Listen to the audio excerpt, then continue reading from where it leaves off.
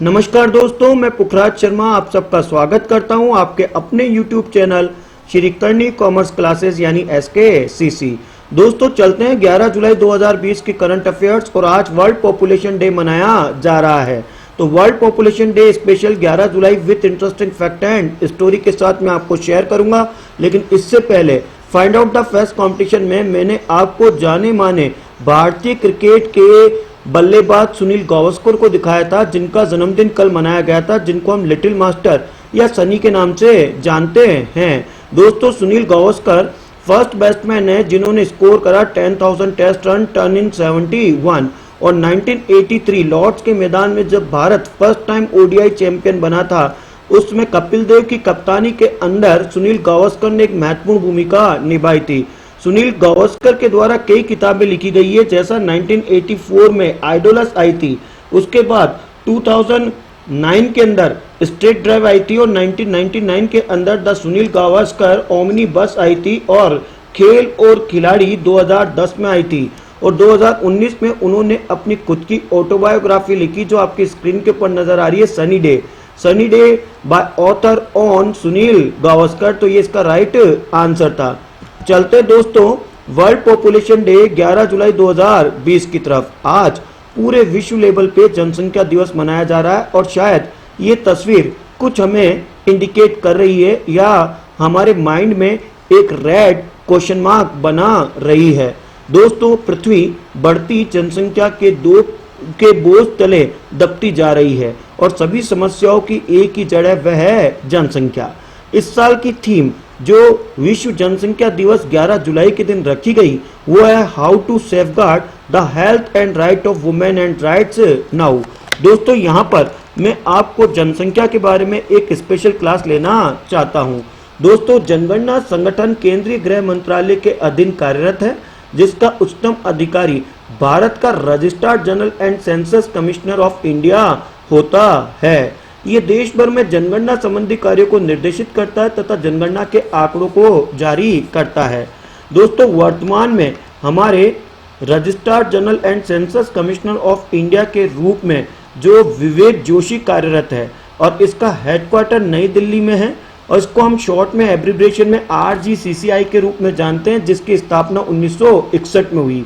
दोस्तों विवेक जोशी ने रिप्लेस कराया डॉक्टर C चंद्रमौली को, जो 2000 से 2019 तक RGCCI की पोस्ट के ऊपर थे। दोस्तों 2011 की लास्ट जनगणना हुई थी और अब जनगणना 2021 में होगी। 2011 की जनगणना 15वीं जनगणना थी, स्वतंत्र भारत की 7वीं जनगणना थी और इसकी शुरुआत महापंजीयक एवं जनगणना आयुक्त के द्वारा 1 अप्रैल 2010 से हुई थी। दोस्तों सितंबर 2010 को केंद्रीय मंत्रिमंडल ने जाति आधारित जनगणना 1931 के बाद पहली बार की स्वीकृति प्रदान करती थी और जो अलग से जून 2011 से सितंबर 2011 के बीच संपन्न हुई थी। दोस्तों भारत में जनगणना की शुरुआत 1872 में लॉर्ड मेयो के कार्यकाल में हुई थी और उसके बाद सिस्टमेटिक ढंग से दशकीय जनसंख्या की शुरुआत जो हुई थी वो 1881 में लॉर्ड रिपन के कार्यकाल में हुई थी। आधुनिक विश्व में सर्वप्रथम व्यवस्थित रूप से जनगणना कराने का श्रेय स्वीडन को जाता है। दोस्तों वर्तमान में भारत के सर्वाधिक जनसंख्या वाले राज्य घटते क्रम में उत्तर प्रदेश, महाराष्ट्र और बिहार आते हैं, यानी यूपी में सर्वाधिक जनसंख्या, उसके बाद महाराष्ट्र, उसके बाद बिहार में जनसंख्या आती है। दोस्तों भारत के न्यूनतम जनसंख्या वाले राज्य बढ़ते क्रम में सिक्किम, मिजोरम और अरुणाचल प्रदेश आते हैं और वर्तमान में जो मैं कह सकता हूं सर्वाधिक जनसंख्या वाले जो देश है वो आपकी स्क्रीन के ऊपर अभी नजर आ रहे हैं। ये देखिएगा दोस्तों, ये कुछ पहले मैं आपको एक करंट वर्ल्ड पॉपुलेशन क्लॉक दिखाना चाहता हूं। ये क्लॉक जहां पे इस तरह से ये आंकड़े चेंज होते जा रहे हैं और यहाँ पे देखिएगा आपको इमोजी के रूप में जनसंख्या नजर आ रही है और यहाँ पे हेलो हेलो इस तरह से आ रही है और नीचे नजर आ रहा है कि वो बच्चा बेबी कहाँ जन्म ले रही है। जैसे आप देखिएगा यहाँ पे Kenya, China, Cameroon, India, Ethiopia, France, US, Thailand, India, China, यानी ये वर्ल्ड क्लॉक हमें काफी कुछ सिखा रही है। दोस्तों इतनी जल्दी तो नैनो सेकंड भी चेंज नहीं होते हैं, जितनी तेज गति से ये मीटर जनसंख्या का बढ़ रहा है। दोस्तों वर्तमान में वर्ल्ड की पॉपुलेशन आपकी स्क्रीन के ऊपर नजर आ रही है। टॉप 10 मोस्ट पॉपुलेशन कंट्री में चाइना, इंडिया, US, इंडोनेशिया और पाकिस्तान, ये 5 country first, second, third, fourth, fifth के ऊपर अपनी पोजीशन रख रहे हैं। दोस्तों कुछ कंपोनेंट पॉपुलेशन चेंजेस के मैं आपके सामने लेकर आया हूँ। 1 birth every 8 second and 1 death every 12 second and 1 international migrant net every 47 second and net gain of 1 person of every 16 second. तो दोस्तों ये तो कुछ आंकड़े थे जो जनसंख्या के मैं आपके लिए लेके आया था। दोस्तों चलते हैं भारत की ताकत की तरफ, और भारत की ताकत बढ़ी और चीन में मची खलबली। आ गया चीन पाक का काल। जी हां, अमेरिका से 22 अपाचे और 15 चिनूक पहुंच चुके हैं भारत। बोइंग कंपनी को जो ऑर्डर दिया था हमारे पीएम नरेंद्र जी मोदी ने, आखिरकार अमेरिका के 45वें राष्ट्रपति डोनाल्ड ट्रंप ने अपनी दोस्ती निभाई और बोइंग कंपनी ने भारतीय सेना को 22 अपाची और 15 चिनूक देकर भारत की ताकत बढ़ाई है, जिससे चाइना में खलबली मच चुकी है और चाइना के प्रेसिडेंट शी जिनपिंग अब एलएसी के ऊपर चिंतित नजर आ रहे हैं। दोस्तों यूएस की जानी मानी एरोस्पेस मेजर कंपनी बोइंग ने आखिरकार final 5 of the 22 Apache attack helicopter India को दिए हैं, एयरफोर्स को, और इंडिया चाइना बॉर्डर के ऊपर जो लग चुके हैं। और उसके बाद चिनूक भी अब हमारे देश को अमेरिका की बोइंग कंपनी दे रही है, जो LAC यानी लाइन ऑफ एक्चुअल कंट्रोल के ऊपर लगाए जाएंगे।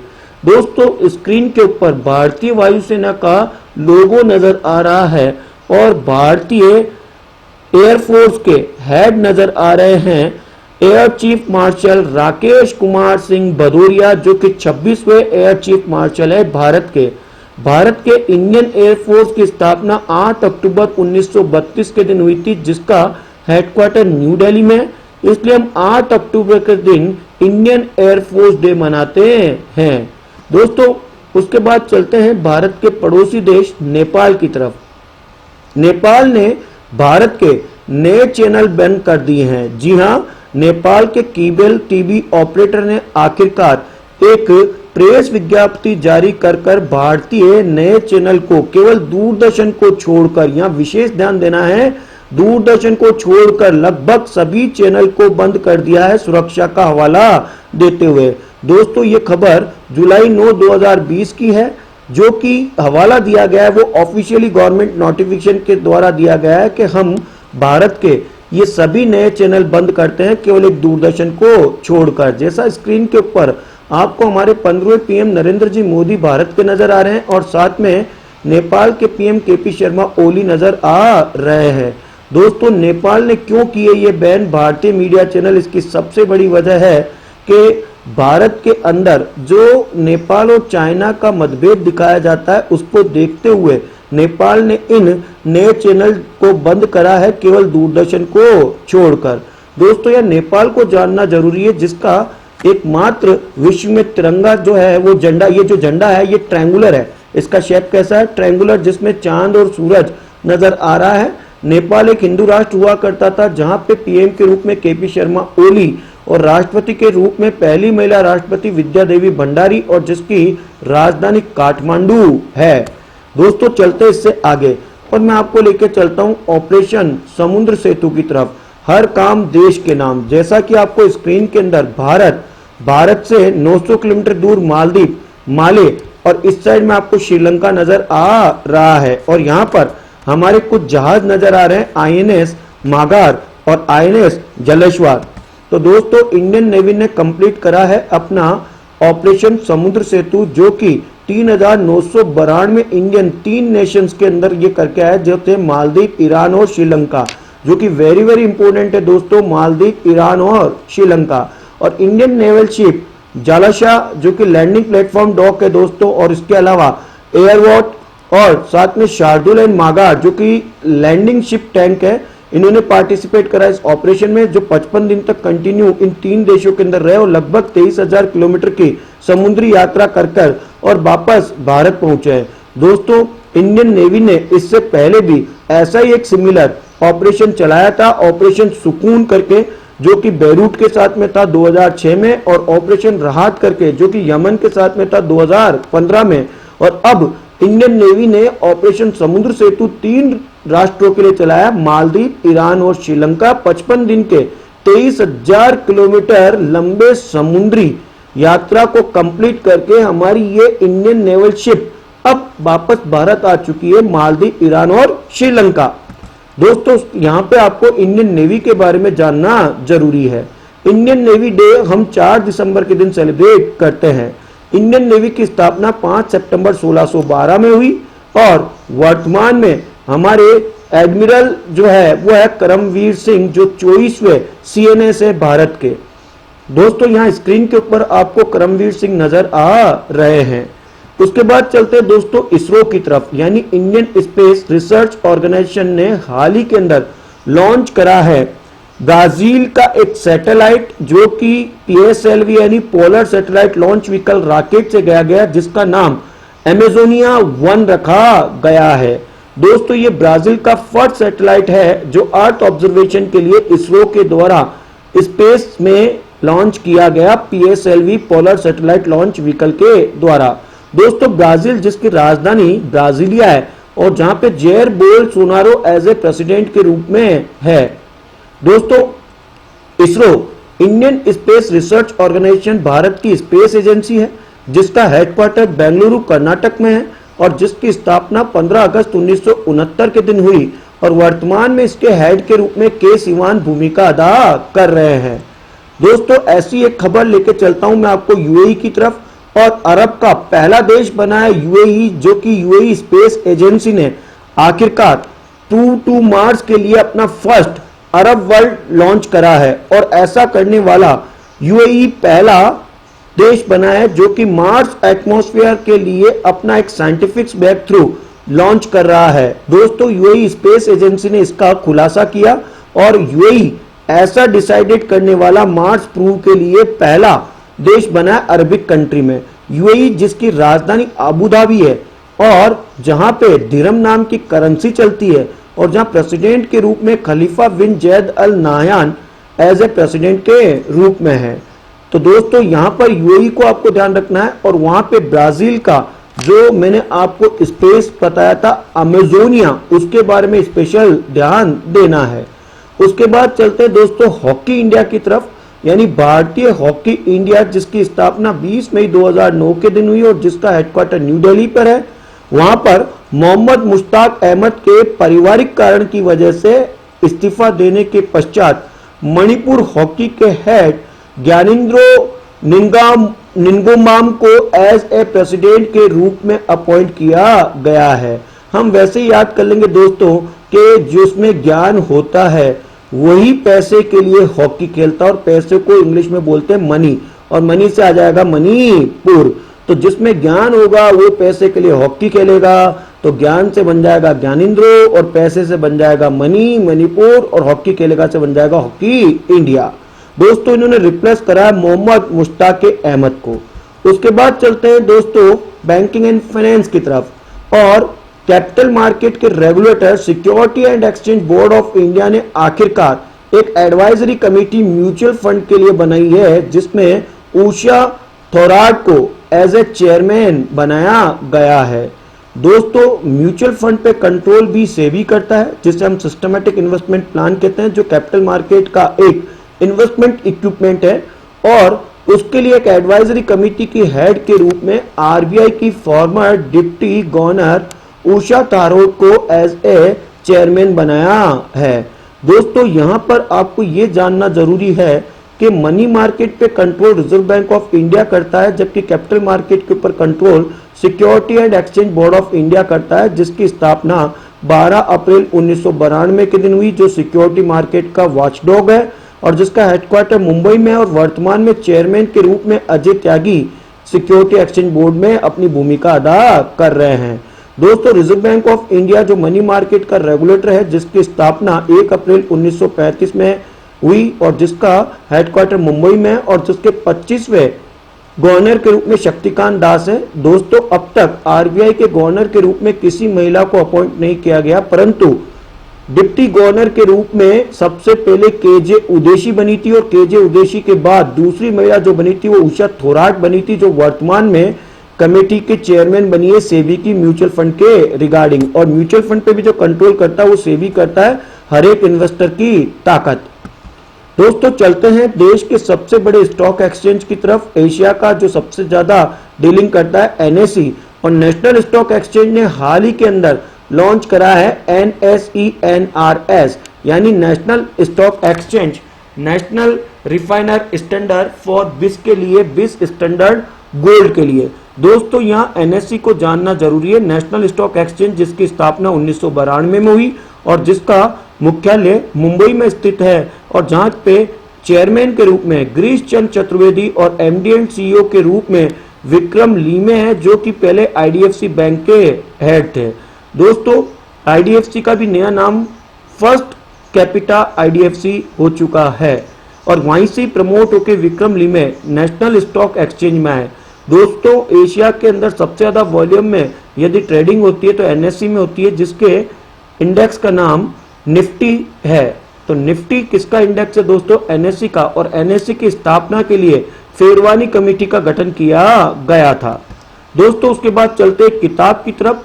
जी हाँ, दलाई लामा के ऊपर हाल ही में एक किताब लॉन्च की गई, his holiness the 14th Dalai Lama an illustrated biography authored by the Tenzin क्योत्से Tethong to be the released. जी हाँ, तेंजिन क्योंजे के द्वारा दलाई लामा के ऊपर एक इलस्ट्रेटेड बायोग्राफी लिखी गई, और ये 14th दलाई लामा है दोस्तों, जो आपको स्क्रीन के ऊपर नजर आ रहे हैं। दोस्तों यहाँ पर याद करने का तरीका, दलाई लामा की जो 14th दलाई लामा के ऊपर जो इलस्ट्रेटेड बायोग्राफी लिखी वो तेंजिंग नोर्वे ने लिखी, तो तेंजिंग नोर्वे से बन जाएगा तेंजिंग छिंगोंग, तो इससे ये जल्दी याद हो जाएगा। उसके बाद चलते हैं दोस्तों करंट अफेयर्स क्विज की तरफ। सबसे पहला प्रश्न आपके सामने है, और प्रश्न का आंसर भी मैंने आपके लिए दे दिया है कि हाल ही के अंदर 3 दिन के लिए लॉकडाउन जुलाई 10 से लेकर 13 जुलाई तक किस स्टेट ने लगाया? तो आपका आंसर होता है दोस्तों यूपी। यूपी ने कोविड-19 के बढ़ते हुए केस को देखते हुए 3 दिन का लॉकडाउन लगाया, 10 जुलाई से लेकर 13 जुलाई तक। उसके बाद अगला प्रश्न कहता है दोस्तों, जो वेरी वेरी इंपॉर्टेंट है, कि नेपाल ने हाल ही में भारत के सभी केबल चैनल बंद कर दिए, लेकिन किसको छोड़कर? तो इसका सही आंसर होता है दोस्तों दूरदर्शन।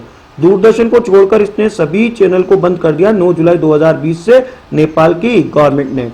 उसके बाद दोस्तों अगला प्रश्न है कि अपाचे 22 और चिनूक जो है वो हमारे यहाँ पर आ रहे हैं, ये यूएस की कौन सी बड़ी कंपनी हमें सप्लाई करेगी? तो इसका सही आंसर होगा दोस्तों बोइंग। बोइंग कंपनी हमें ये चिनूक और अपाचे देगी। उसके बाद है दोस्तों कि मार्स पोर करके 15 जुलाई के दिन लॉन्च कौन सा अरबिक कंट्री कर रहा है? तो इसका राइट आंसर होता है दोस्तों यूएई, जो मैंने आपके साथ में शेयर करा था। उसके बाद है दोस्तों एशिया कप, जो कि पोस्टपोन कर दिया गया सौरभ गांगुली के द्वारा, और अब ये इसकी होस्टिंग जो होगी वो श्रीलंका करेगा 2021 जून के अंदर। तो जून 2021 के अंदर इसकी होस्टिंग की जाएगी। हालांकि सितंबर 2020 में होने वाला था, परंतु कोविड-19 के तहत इसे पोस्टपोन कर दिया गया एशियन क्रिकेट काउंसिल के द्वारा, और अब ये जून 2021 में होगा, और इसकी होस्टिंग जो 2021 में करेगा दोस्तों वो श्रीलंका करेगा। और दोस्तों 2022 में जो पाकिस्तान क्रिकेट बोर्ड है उसने कहा है कि हम इसकी होस्टिंग करेंगे। तो 2022 के अंदर एशिया कप जो होगा वो पाकिस्तान में, और 2021 में जो होगा वो श्रीलंका में होगा, और जून 2021 से एशिया कप जो है वो संपन्न किया जाएगा। उसके बाद दोस्तों इसरो ने हाल ही के अंदर ब्राजील का PSLV पेलोड के द्वारा अगस्त 2020 के अंदर एक सैटेलाइट छोड़ रहा है, जो ब्राजील का पहला सैटेलाइट है। उसका नाम क्या है? और उसका नाम है दोस्तों अमेजोनिया 1।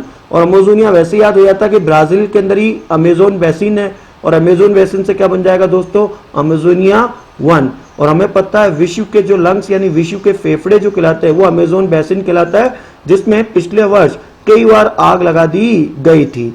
तो दोस्तों यहां अगला प्रश्न जो होता है वो होता है, हमारे पीएम नरेंद्र जी मोदी ने एशिया का लार्जेस्ट सोलर प्लांट कल कहां पे किस स्टेट में लॉन्च करा? तो ये करा था दोस्तों एमपी के रीवा के अंदर।